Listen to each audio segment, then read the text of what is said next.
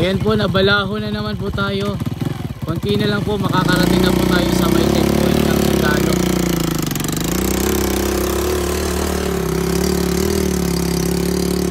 Ganyan po kadilim dito mga kababayan.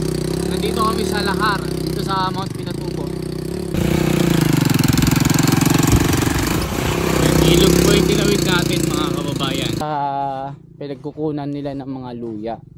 Paano ba nila ito dinadala sa Maynila? Saan ba nang gagaling? So check natin po.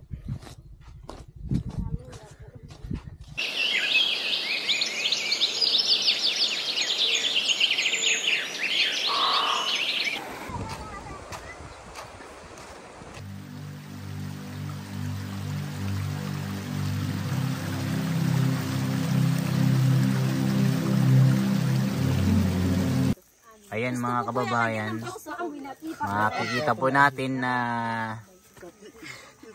kumukulo na yung labuyo kanina na kanilang binabalatan.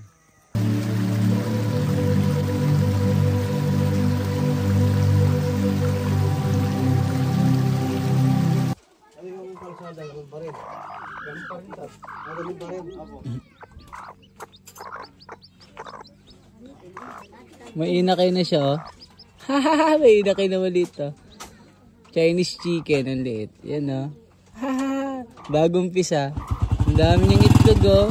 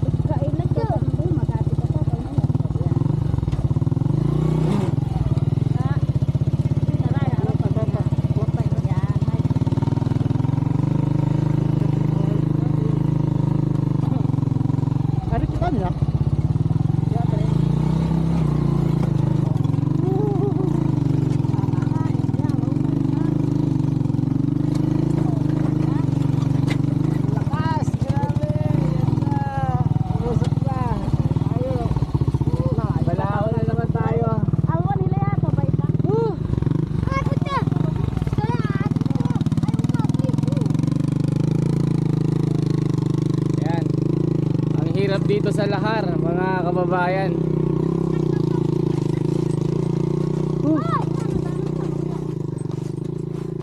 Ang lakas ng ano, kolom-kolom kung tawagin dito.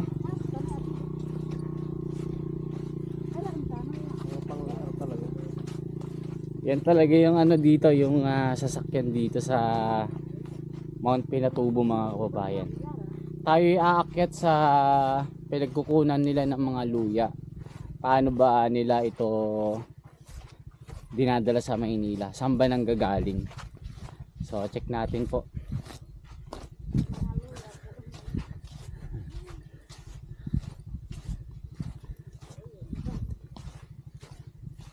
Mag-overnight po tayo dito. Then bukas po ng hapon ng Huwebes tayo uuwi sa Maynila para lang makita natin yung mga kababayan natin dito na ita.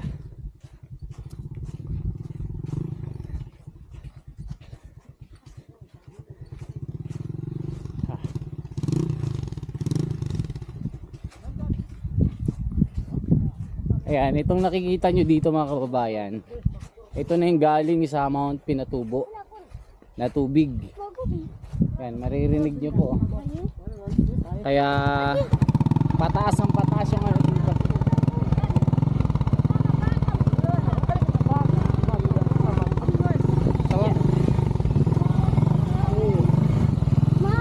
Ano na tubig din, no? Tubig na naman. Tubig na pala yan.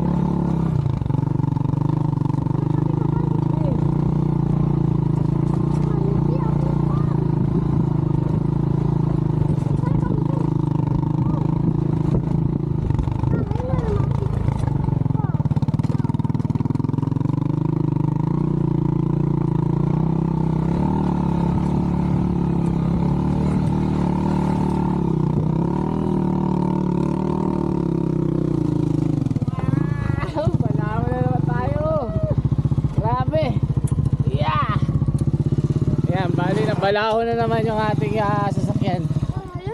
Ang hirap talaga dito mga kababayan. Yan, bali na off na yung makina ng column.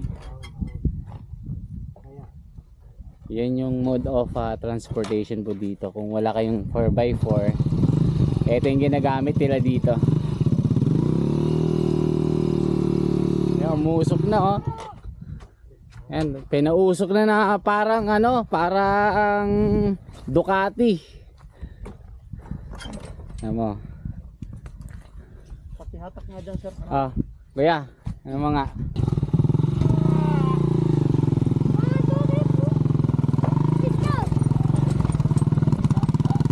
Grabe lah.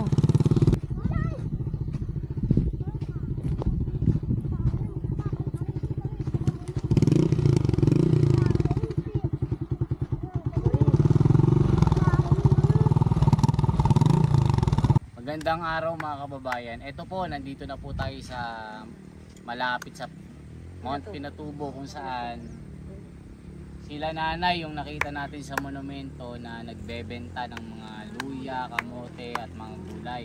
So makikita nyo yung mga sako-sako na ito, mga luya.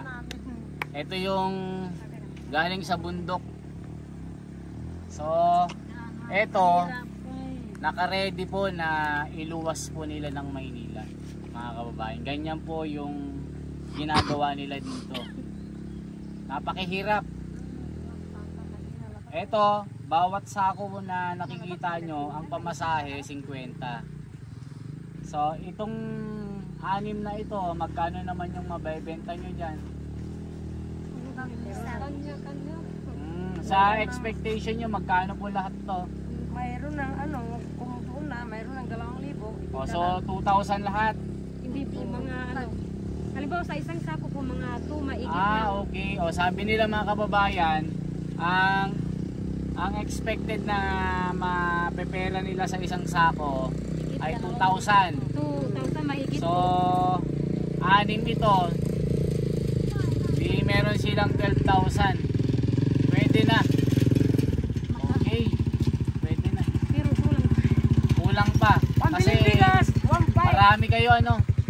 Marami Makikita nyo na rin kayong po mamaya doon. Iniluluto namin. Dalawang Hati-hati pati. na po yun. maraming maghahati sa 12,000. Dalawang pati niluluto namin. So, sana no, hindi baratin ng mga bibili. Kasi tulong na lang natin sa kanila. Kaya pagka ibebenta ito at makita nyo po sila sa bangketa, parang awan nyo na mga kababayan. Huwag nyo na pong tawaran. Kung sobra-sobra naman kayo, dagdagan nyo na rin. Kasi nga, minsan lang po sila bumaba ng bundok para lang Magtinda po para magtinda ng kanilang mga produkto. Kaya nandito tayo para ipakita ko sa inyo kung paano nila pinaghihirapan yung bawat gulay o kamote o luya na binebenta sa syudad. Kaya sila pumupunta sa Maynila kasi nga mas malaki yung kita nila doon.